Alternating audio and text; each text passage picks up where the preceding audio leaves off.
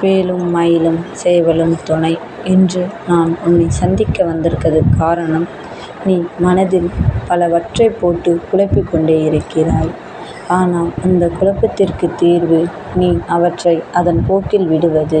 உன் மன நிம்மதி பாதிக்கப்பட காரணம், நீ அளவற்று சிந்திக்கின்றாய்.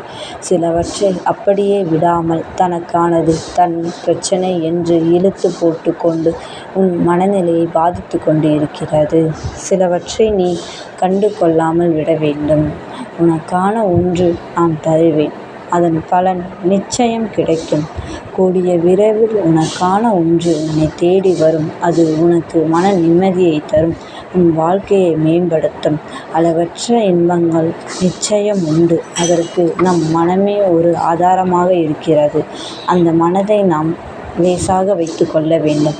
தேவையற்ற குப்பைகளை கொண்டு அந்த மனதில் செலுத்துவதால் நம் மன நிம்மதி கண்டிப்பாக பாதிக்கக்கூடும். ஓம் சரவண பவ.